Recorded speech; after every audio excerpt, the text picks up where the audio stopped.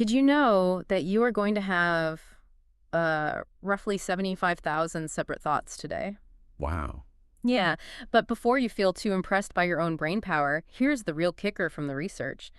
91% of those thoughts are the exact same things you were thinking yesterday. Oh my gosh. Really? Yeah, we spend almost our entire waking lives running on this massive recycled mental loop.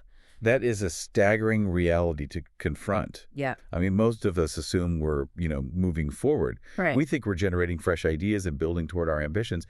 But in reality, the vast majority of our cognitive energy is just treading water. Yeah. Just replaying old anxieties and familiar routines, repetitive mental chatter. Well, that statistic completely rewired how I view productivity. And it really sits right at the heart of our deep dive today. We're exploring this fascinating motivational guide by Lakshmi Sagar G, and it's called The Art of Staying Best: 30 Habits for Dreamers to Work Deep. That's a great read. It is, yeah. Now, the title mentions 30 habits. But for you, our quintessential listener, the learner, who wants to absorb the highest impact knowledge without getting buried under a mountain of new to-do lists. Right, because that's exhausting. Exactly. Yeah. We are not going to just read you a massive checklist today. No, cognitive overload is the absolute enemy of progress. Yeah. If a listener attempts to implement 30 brand new routines tomorrow morning, I mean, their system will just crash by noon. Totally. The biological friction of trying to rewire that much of your daily life all at once it's simply too high. Okay, let's unpack this. Our mission today is to cut through the volume and extract the absolute most potent, actionable frameworks from this text. We want to find the specific mechanisms that bridge the massive gap between having an ambitious dream and actually executing it on, like, a random, exhausting Tuesday. Yes. And to do that, the source material argues we have to start by clearing the brush. Clearing the brush, okay. Yeah, you cannot build a stable skyscraper on a foundation that's just cluttered with debris. Before we add a single new productive habit, we have to reclaim the time and mental space that's currently being stolen from us. Right, which means we need to talk about the distinction the book makes between entertainment and distraction. Exactly. We usually lump those two concepts together, or we sort of weaponize the idea of distraction to make ourselves feel guilty for ever taking a break. Oh, all the time. Right. But the author argues that humans aren't machines. We physically cannot run 24/7. No. We require active refreshment. The defining line between those two concepts really comes down to intent and the resulting energy shift. Ah, okay. So entertainment is a conscious choice that replenishes your energy reserves, whereas distraction is a subconscious pull that actively drains them. I see. The author highlights that the determining factors are the time gap and your initial intention. I see it almost entirely through the lens of dieting. Oh, that's a good way to look at it. Yeah, it's the difference between a planned cheat meal and a binge. So if I decide on Wednesday that I'm going to have pizza with my friends on Friday night, that's entertainment. Right. I enjoy it. It keeps me sane on my diet. And I wake up Saturday ready to eat clean again. Exactly. But if I'm working at my desk at 2 p.m. feeling a little stressed, and I mindlessly eat an entire family-sized bag of potato chips just because they were sitting next to me, We've all been there. yeah, that is a distraction. The first was planned, restorative, but the second just completely hijacked my goal. And the neurological impact of the action actually changes based on that intent. Wait, really? Yeah, the text uses this fascinating analogy regarding a 10-page essay to demonstrate how our brains handle constraints versus open-ended distractions. Okay. So imagine a student sitting at a 3-hour exam. That student will often easily write 30 pages in that tight window. Oh, wow. Yeah. The mindset is entirely locked on completion, and the external constraint forces the brain to bypass its usual wandering. Right. But if you assign that exact same student a 10-page essay to complete at home over a long weekend, they will fall victim to every possible distraction in their house. Because the constraint is removed. Yeah. And suddenly the brain just defaulting to that 91% loop of comfortable, familiar behaviors. Exactly. Every little thing becomes a trigger. Which leads directly into the text's breakdown of the trigger routine reward loop. This is the physiological mechanism behind distraction. Right, right. So your phone screen lights up on your desk. That's the trigger. You pick it up and open a social media app. That's the routine. Yep. You see a notification and get a microscopic hit of dopamine. That is the short-term reward. But the cost of that tiny reward is the complete derailment of your deep work. Yes. And the author drives this home with the concept of the one wrong step. using a mountaineer analogy. I found this visual so striking. Oh, that's great. Achieving a massive goal is like summiting a peak. Every single upward step takes immense, conscious, physical effort. It's exhausting. But it only takes one wrong step, one single moment of misplaced attention to send you tumbling entirely down the mountain. Knowing what not to do is actually just as vital as knowing what to do. What's fascinating here is the specific physical tactic the book suggests to combat this. Yeah, let's hear it. The author advises taking a diary and drawing two distinct columns. Column A is for what to do, which is standard. Right, a normal to-do list. Exactly. But column B is dedicated entirely to what not to do. Okay. By physically writing down the behaviors you are trying to avoid, you are forcing them out of the subconscious autopilot and into your active conscious mind where you can monitor them. You're basically tagging the bad habit so your brain recognizes the trigger before the routine starts. Precisely. I am absolutely building a 2-column diary today. It works wonders.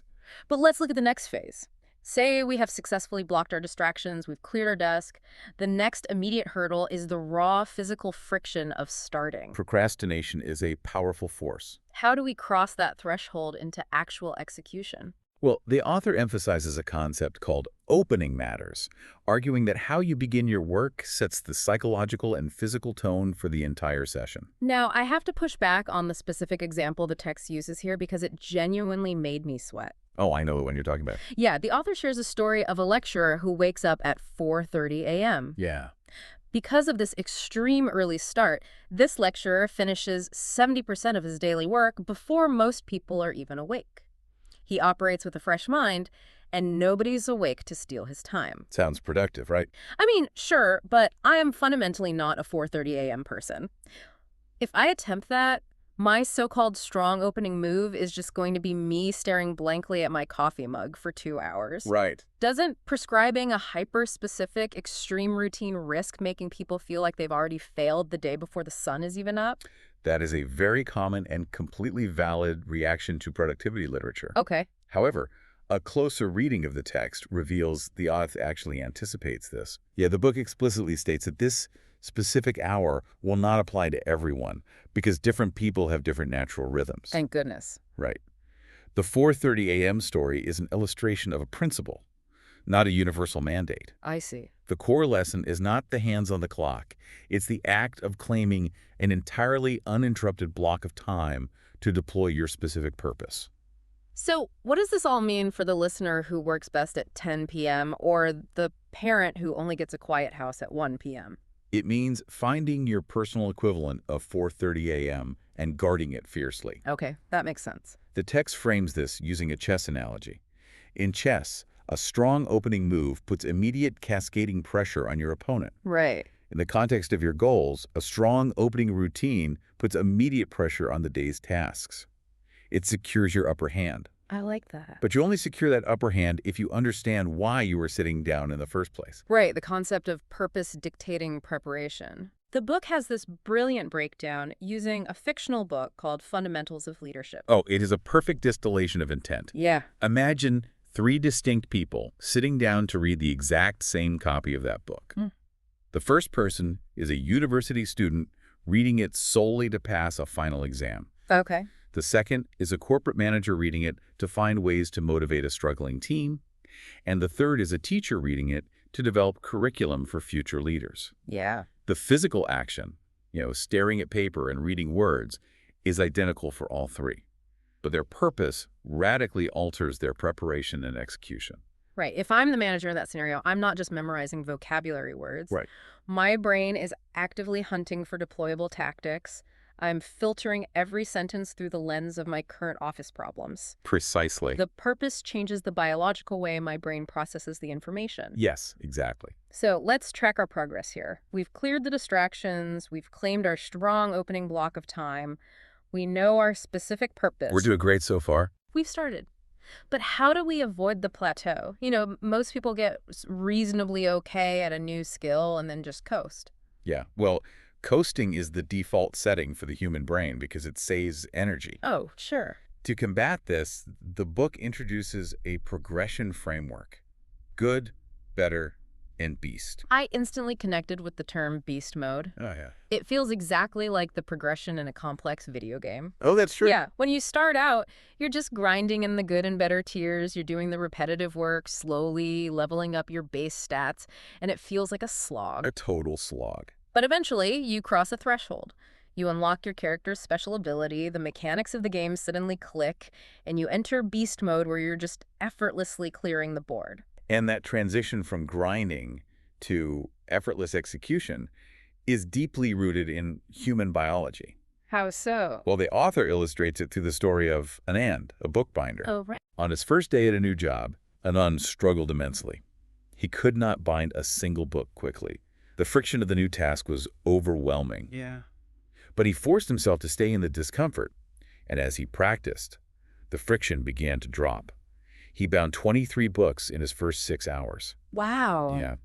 Eventually, he hit a seamless, continuous pace of binding 6 books every single hour. He crossed the threshold into automaticity. Precisely.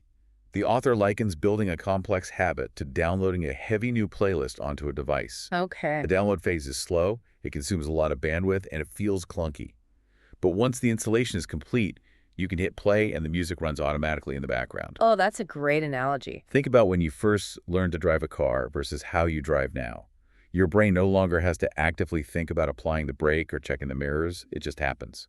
The million-dollar question is how we force our brains through that clunky, painful download phase. Yeah, that's the hard part. Especially for listeners who are chasing a dream on the side and they don't have 6 consecutive hours a day to practice like Anand the bookbinder. The solution offered in the text is the only 1-hour rule, Only 1 hour. which prioritizes intensity over duration.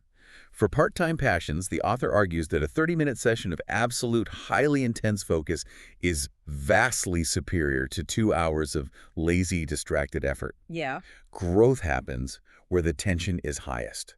And this ties directly into another vital concept in the text. One more step. The 21st dip. Yes. The author uses a fitness analogy. If you go to the gym and you already know you are capable of doing 20 dips, executing those 20 dips does not build new muscle. Right. It merely maintains your current baseline. It is the 21st dip, that final agonizing repetition that pushes you beyond your established limit, that forces the muscle fibers to tear and rebuild stronger.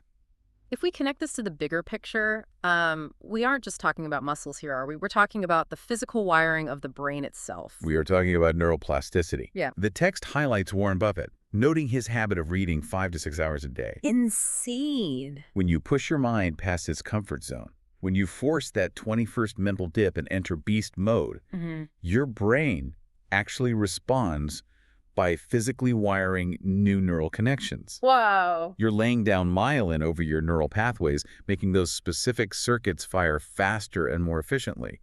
You are literally building a faster biological machine. But pushing to the absolute edge of your capability inherently means you are going to break things. That's true. If you're constantly aiming for that 21st dip, you're going to fail the rep eventually. Which brings us to the harshest reality of chasing a massive dream, the inevitable crushing setbacks. That will happen. How does someone survive constant rejection without just throwing in the towel? Well, the initial defense is what the author terms no reason to fail, which is a mandate for exhaustive, meticulous preparation. Okay. You cannot control whether a publisher accepts your manuscript or an investor funds your business, Right. but you have absolute control over your readiness. Right. However, when failure inevitably strikes despite your preparation, the book offers a structural mathematical formula for winning.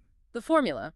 W is proportional to R 1 times R 2 times R3, meaning winning is proportional to rethink, rework, and retry. That is the mechanical blueprint for overcoming a setback. Now, here's where it gets really interesting for me, because I look at that formula and I have to ask, isn't that a little too robotic? What do you mean?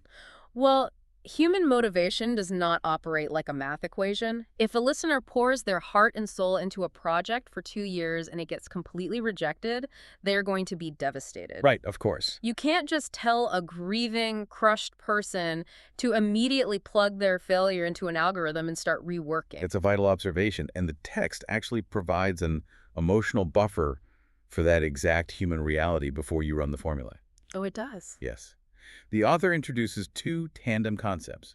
Wait for your time and take absolute control. How do those concepts interact with the devastation of a failure? Well, The author suggests that patience is the ultimate antidote to the confusion of failure. Okay. You do not have to rework the project the very next morning. Taking the time to let your emotions settle and calm your mind is often the most productive first step. Right. However, once that initial shock passes, you must implement the second concept, taking absolute control of your perspective. I see. The text uses a profound analogy about rain. If a storm breaks over you, you can stand there getting soaked, yelling at the clouds, and blaming the universe for your bad luck. Yeah.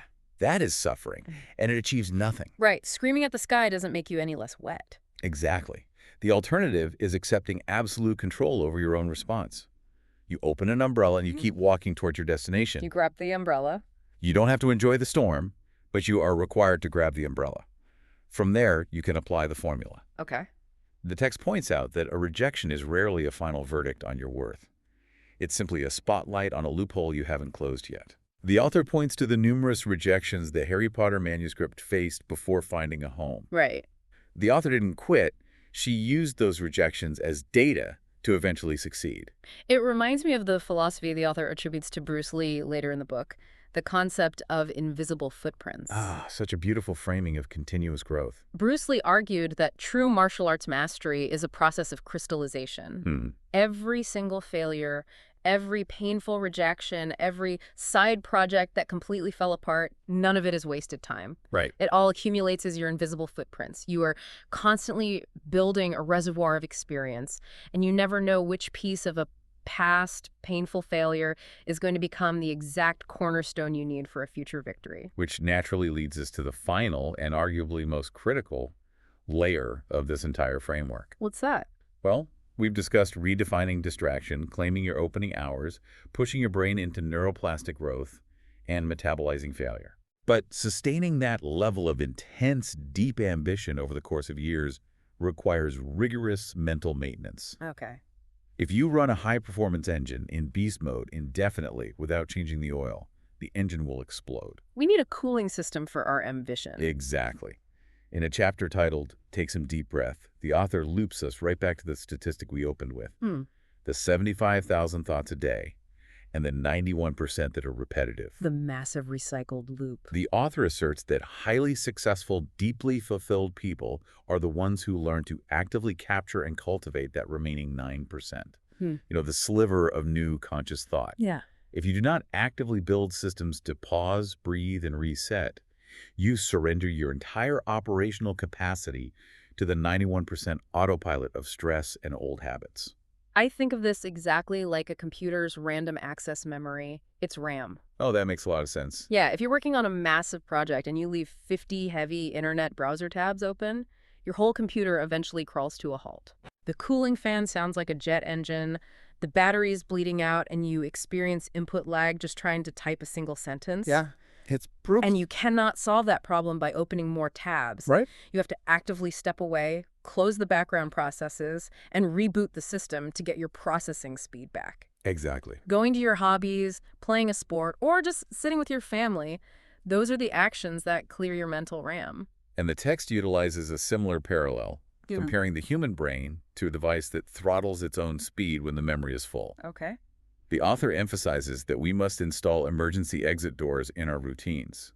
Nature itself operates on a mandatory balance of rain and sun. Right. We have to mirror that by balancing our intense focus with equally intense, intentional recovery. And wonderfully, the author suggests we look to babies as the ultimate models for this recovery. Wait, babies? That feels slightly counterintuitive for a book about deep work. It does at first, but it makes perfect sense when you view it through the lens of cognitive baggage. We dedicate years to teaching babies how to operate in the world, how to walk, how to speak, how to conform to schedules. Right.